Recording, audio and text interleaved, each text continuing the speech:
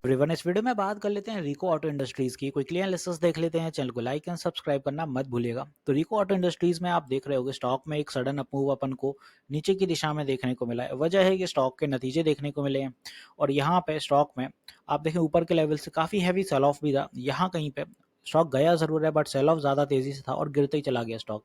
100 day EMA के आसपास support बना रहा है बट देखते हैं कितना कारगर रहता है, वो नेक्स्ट सेशन में ही पता चलेगा। एक नज़र पहले नतीजों पर डालते हैं, उन्हीं से क्लैरिटी आएगी।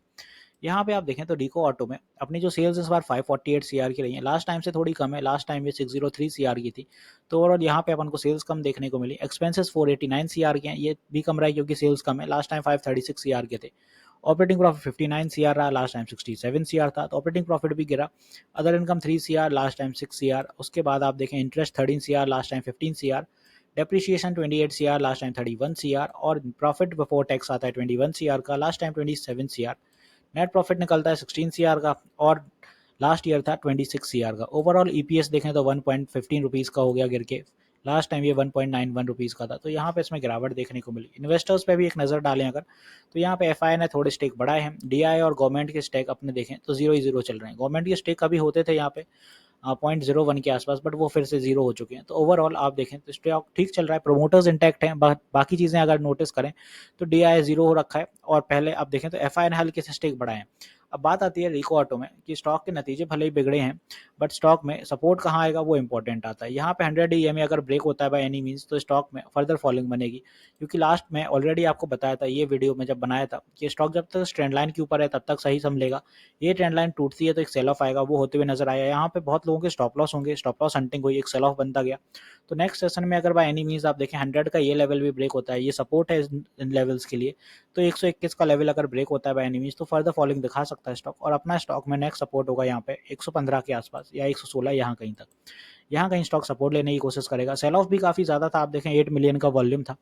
अब बात आती है, ये तो ठीक है नीचे की दिशा निर्धारित हो रही है, तो नीचे की दिशा में कहाँ तक जा सकता है? तो स्ट्रॉन्ग सपोर्ट नीचे की दिशा में बन सकता है अपना 110 111 पे, अगर नीचे जा रहा है इस लेवल तक।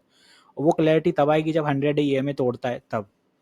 अगर यहाँ सपोर्ट बनाता है तो कुछ संभावना है कि 100 ईएमए पे सपोर्ट बना के स्टॉक बाउंस बैक करने की कोशिश करे, बट अगर 100 ईएमए टूटता है तो फिर वीकनेस ज़्यादा देखने को मिलेगी।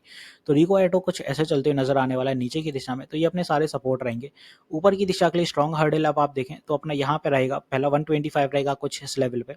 125 के बाद अपना देखें तो नेक्स्ट जो अपना ऊपर रेजिस्टेंस रहेगा, पहला रेजिस्टेंस ये हो गया और दूसरा होगा 130 का। दो रेजिस्टेंस हैं, ज़्यादा कुछ नहीं है, तो ये रेजिस्टेंस होंगे। आई होप रिको ऑटो मैंने यहाँ क्लियर कर दिया। वेल स्टॉक नीचे ड्रॉप डाउन मूव में चल ही रहा है, डाइवर्जेंस का चैनल है।